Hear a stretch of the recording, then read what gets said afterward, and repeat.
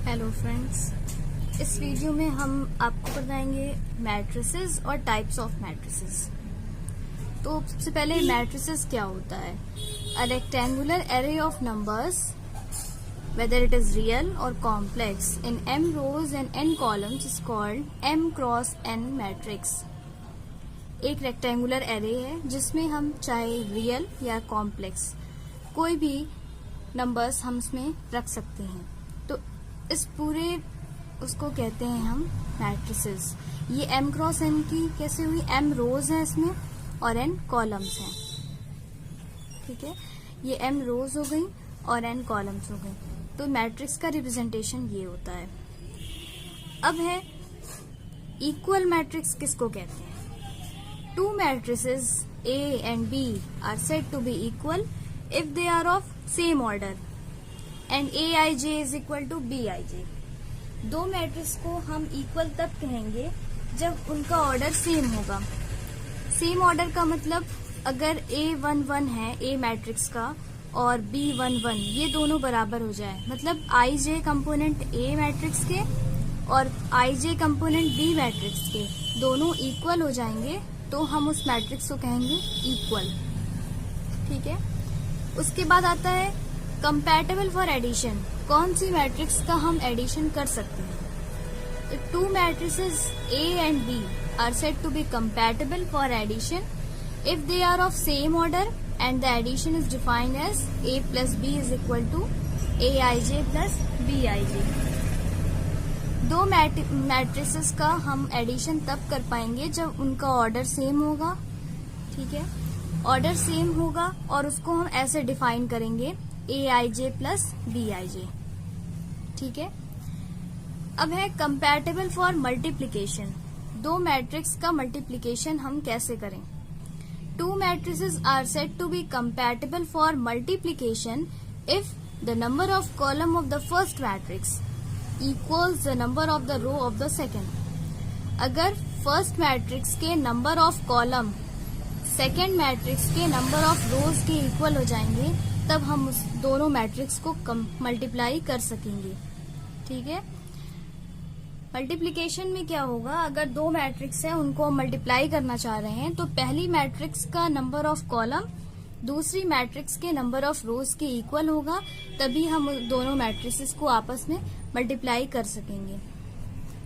अब आता है टाइप्स ऑफ मैट्रिसेस। मैट्रिसेस कई तरह की होती हैं। पहली है नल मैट्रिक्स। नाम से ही ये है, नल मैट्रिक्स का मतलब जिसमें कोई भी एलिमेंट ना हो। इसको हम जीरो मैट्रिक्स भी कहते हैं। A matrix is said to be null matrix और zero matrix if all its elements are zero. जिसके सारे एलिमेंट्स जो है जीरो होंगे उस मैट्रिक्स को बोलेंगे नल मैट्रिक्स। जैसे ये कोई मैट्रिक्स हमने लिया, इसके सारे एलिमेंट्स जीरो हैं, ये 2x2 की मैट्रिक्स है, इसके सारे एलिमेंट्स जीरो हैं, ये नल मैट्रिक्स हो जाएगी। ठीक है, ऐसे ये भी मैट्रिक्स लिया, इसके सारे एलिमेंट्स जीरो हैं तो ये भी नल मैट्रिक्स का एग्जाम्पल हो गया। ठीक है, तो नल मैट्रिक्स में कोई भी एलिमेंट नहीं होता है, सिर्फ जीरो एलिमेंट होता है। उसके बाद है यूनिट मैट्रिक्स। यूनिट मैट्रिक्स नाम से ही क्लियर है कि इसके डायगोनल में सिर्फ 1 रहेगा। A square matrix in which elements in the diagonal are all 1 and rest are all zeros is called unit matrix और identity matrix। इसमें क्या होगा? एक स्क्वायर मैट्रिक्स होगी जिसका डायगोनल में जो है वो 1 रहेगा। जैसे ये डायगोनल होते हैं, डायगोनल में 1 है, बाकी सब जगह 0 है। ठीक है, ऐसे यहाँ पे भी 3x3 की मैट्रिक्स है, ये डायगोनल में 1 है, बाकी सारी एंट्रीज 0 हैं। तो ये सब मैट्रिक्स एग्जांपल है यूनिट मैट्रिक्स का।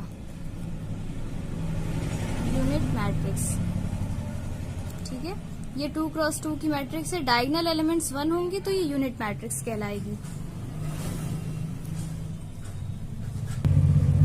इसके बाद आता है स्क्वायर मैट्रिक्स।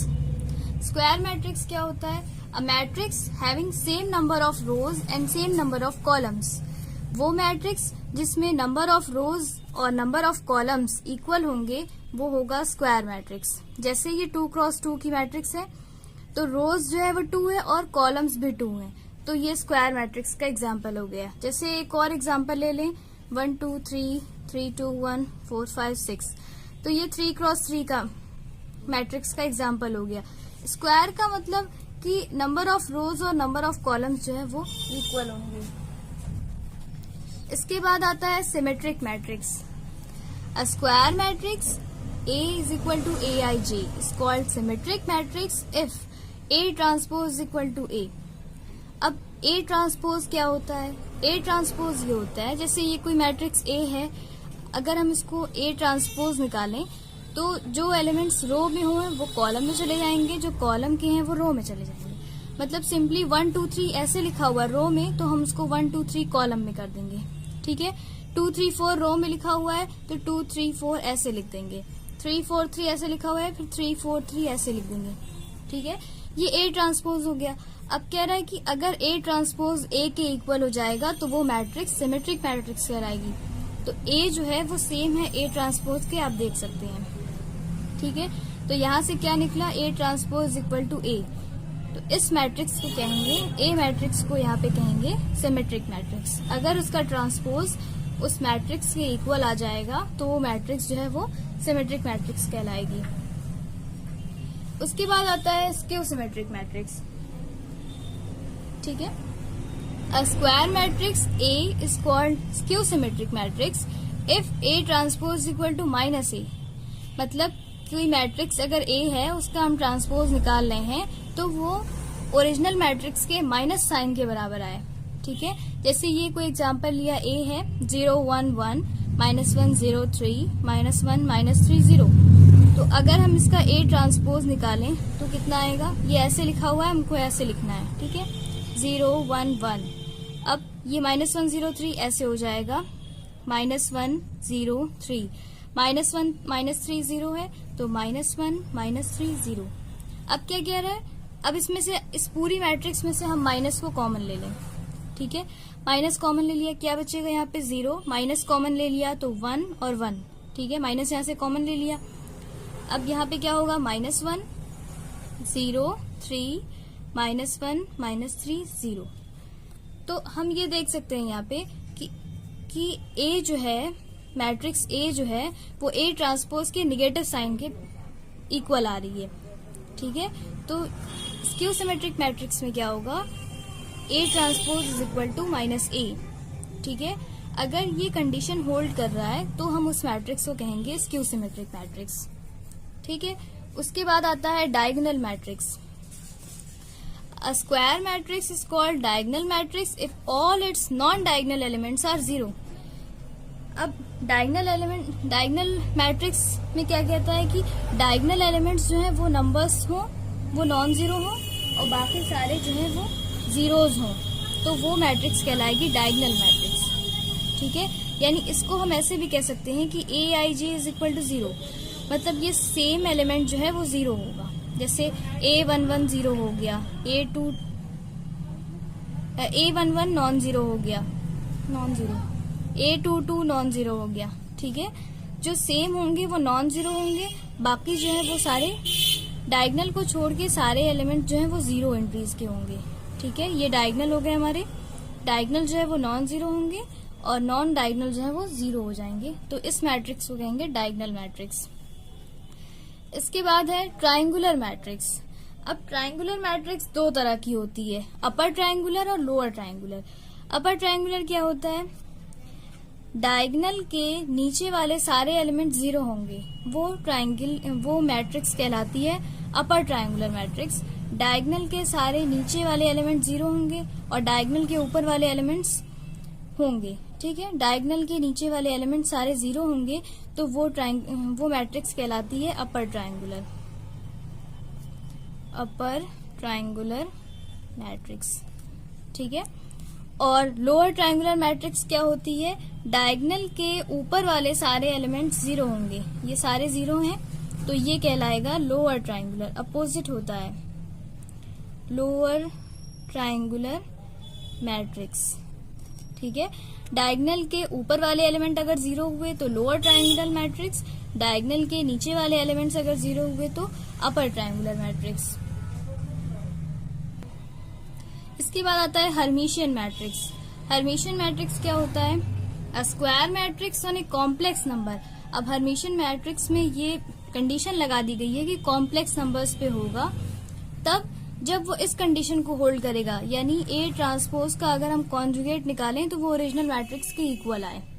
ठीक है, तो जैसे ये मैट्रिक्स है, मान लीजिए ये मैट्रिक्स ए है, ठीक है, इसका हम ए ट्रांसपोज निकाल रहे हैं। ए ट्रांसपोज में क्या होगा, पहले 1 2 माइनस 3i 3 प्लस 4i, मतलब जो रोज हैं वो कॉलम हो जाएंगी।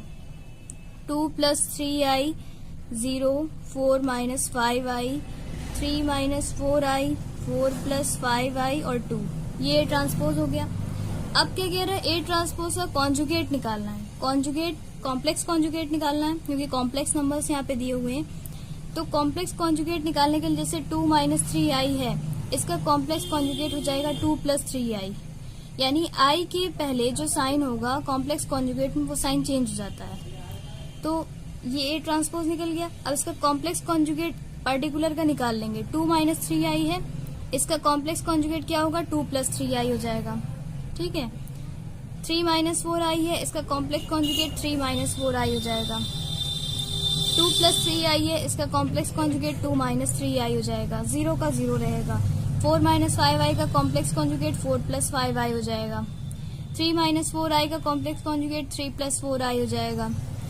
4 प्लस 5i का कॉम्प्लेक्स कॉन्जुगेट 4 माइनस 5i हो जाएगा और 2 का 2 रहेगा।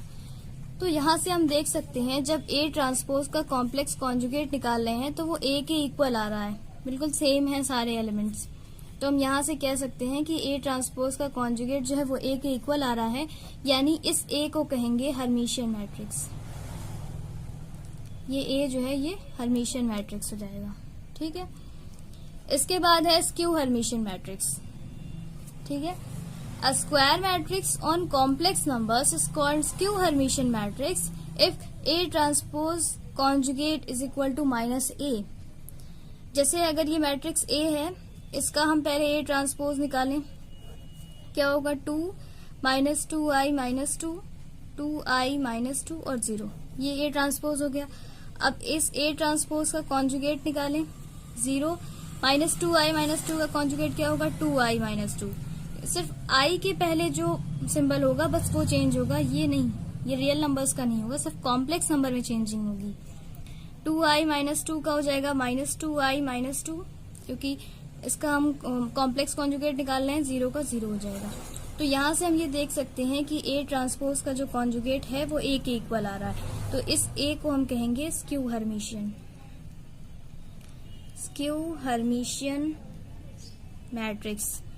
ठीक है, तो ये रहा हर्मिशियन और स्क्यू हर्मिशियन। हर्मिशियन में क्या होगा, ए ट्रांसपोज का कॉन्जुगेट ए के इक्वल आ जाएगा, ये हर्मिशियन हो गया। ठीक है, स्क्यू हर्मिशियन में ए ट्रांसपोज का कॉन्जुगेट माइनस ए के इक्वल आएगा, तो ये स्क्यू हर्मिशियन मैट्रिक्स हो जाएगा, स्क्यू हर्मिशियन मैट्रिक्स। और ये हो जाएगा सिमेट्रिक मैट्रिक्स।